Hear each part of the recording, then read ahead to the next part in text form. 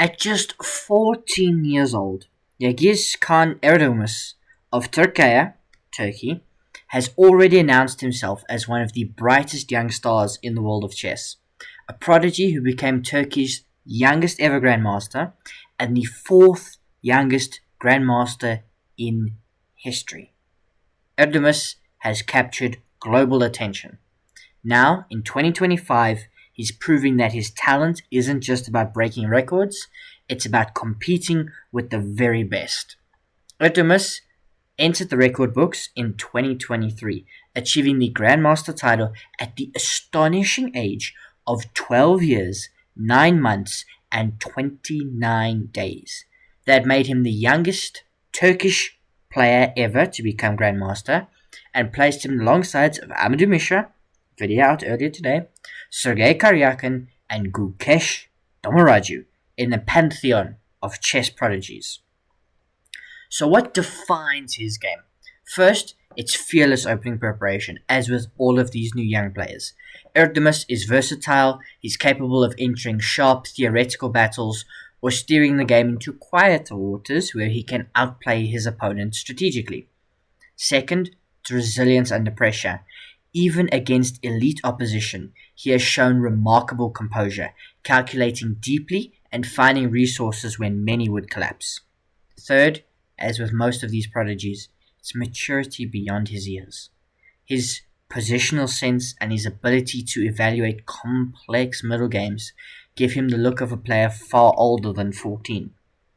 Erdogmus is still young, and like many prodigies, his defensive technique and in-game conversion will sharpen with more experience.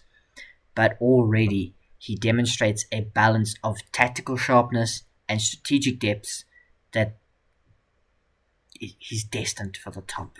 He's destined for the top. All of this has been on display at the 2025 FIDE Grand Swiss.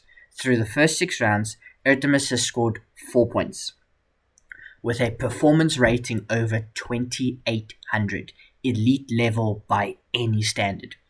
He defeated GM Alexandra Goroniashkika, one of the strongest females in the world today.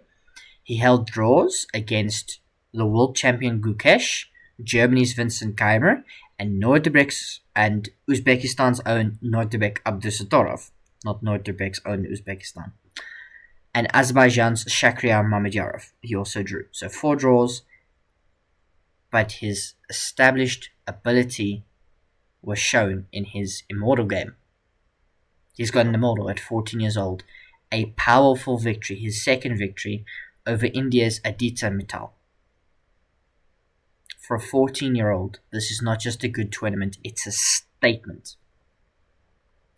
Erdogmus represents a new wave of Turkish talent, and his style is ambitious, it's adaptable, and it's fearless.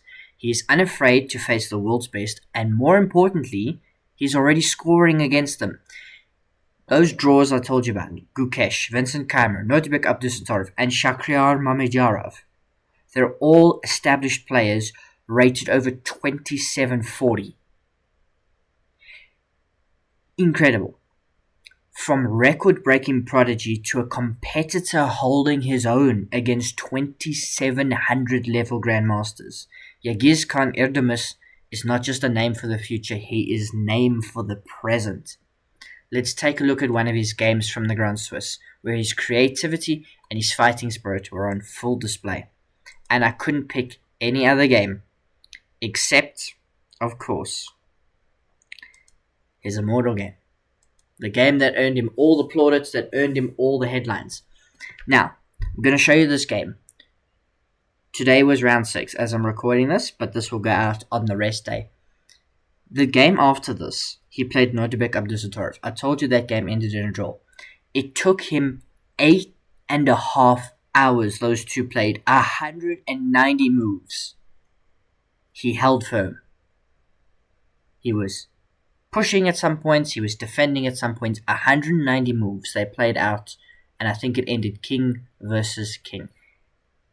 Unbelievable game of chess. But so was this one.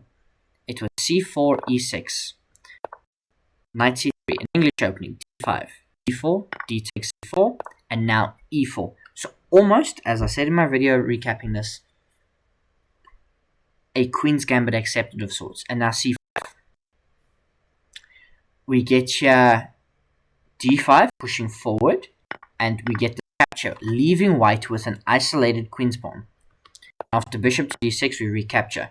So this is the imbalance. This is going to be potentially one of the talking points for the game because it's an IQP. White is going to try and defend it and push it forward and make it a problem for black. Black is going to blockade it, as they've done with this bishop, and create play around the pawn. That's what they're going to do. Knight to e7, h3, short castles, knight to f3, knight to d7, short castles. Knight b6 hits the bishop, b3. So now we elect as white to damage the structure, but now this pawn is well protected because of this one. And that's a bold decision from Yagiz. He correctly evaluates that this is good for him. He plays knight to d6, we get knight to e4, seeking to remove the bishop. And he's like, fine, take the bishop. Knight takes... Oh, I've jumped back. Why did I do that? Anyway, knight takes d6, queen takes d6. Now queen to b3. White seeking counterplay. d6 holds everything together. a4, we instigating. a5. Rook e1, rook fe8. Bishop d3, we develop. Now the rooks are connected. h6. Rook a2. Everything's kind of locked here on the queen side. So the play is going to be decided on the king side of the board. That's what's going to happen. They're going to try and remove this queen at some point so that this pawn can become a passer, a proper passer. It is a passed pawn, but it's not moving at the moment. So that's white's main goal. We're going to remove this queen as best we can, and we're going to push this pawn. But otherwise, the play is all decided on this side of the board. Bishop to e4. What a move. You don't see the brilliance behind it, neither do I, really. But you're seeking to take the knight and damage the structure. So you force the knight back to d2. But now you can play knight to h4. Look at that. Take my bishop. Take my bishop. I'm attacking you.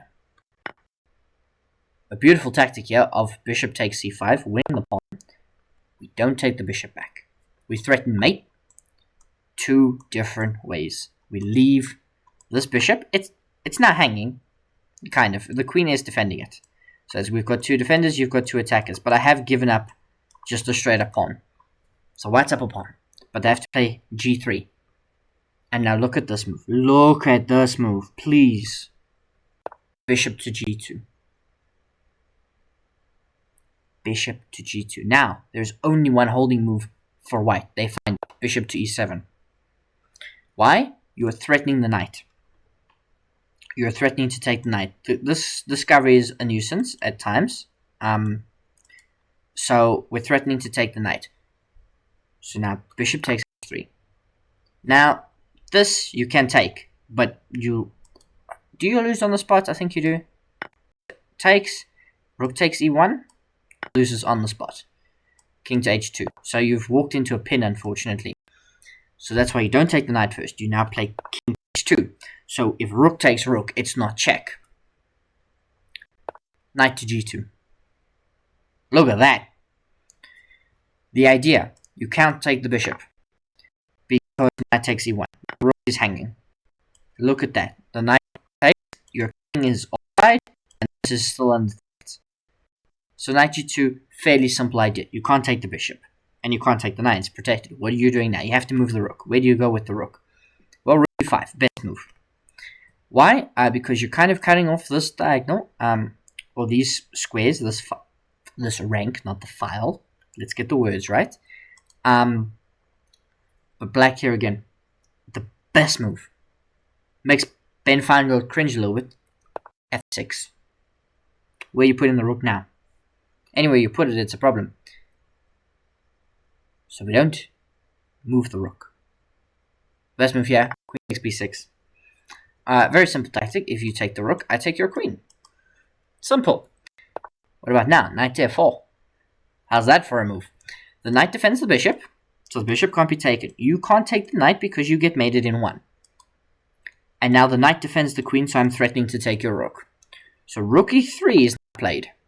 Rook e4 was played. The best move, was rook e3. Kind of defending this and just getting out the firing line. Rook e4 was played. Unfortunately, queen to h5 now. Here we get desperate. Rook takes f4. We take the knight. Free. Not quite. Because of bishop to g4 check, discover check. The bishop moves, and now rook takes e7. So remember, a long time ago, we couldn't take that bishop was doing a purpose because it was defending that rook. Now that this rook has moved off, it's no longer defending the bishop, so we take it. White is still up a pawn. 2 minutes, 30 seconds versus 6 minutes. It's enough time. Rook a1. Rook a8, we double. The light squared liabilities of this position are a problem, and now black has doubled on the e-file. This is why you always take open files. Rook f1 was the move chosen. Unfortunately, it is a losing move, or it is a move that damages your position. And what would an immortal game be without a blunder by the person playing it? Bishop to h3 was not the cleanest way to win, according to the engine, but it is still a brilliant move because you can't take the bishop. The rook's under attack, and the best move here is to play rook to h4. This move, this beauty. Now you would get queen to f5, which still defends, but now you would be able to come back with queen b1, and that's the main idea. So if bishop takes, you've got queen takes f5, so you offer the queen trade. Anyway, bishop to h3. d6 played. Completely level position. Rook e2 now. Rook h4 now found. Queen f5, and queen b1 here, it doesn't work anymore. Queen b1 doesn't work anymore, just for those areas, because you've got rook takes d2. So rook takes d2. Take the knight. The knight's hanging, and then there's no trades. So, anyway. So queen b5 is played instead, not queen b1. Rook 8, e5. We interpose. And now d7. Loses. -7. The idea is very simple. If you take my queen, I queen. With check. So you go here. d8 equals queen.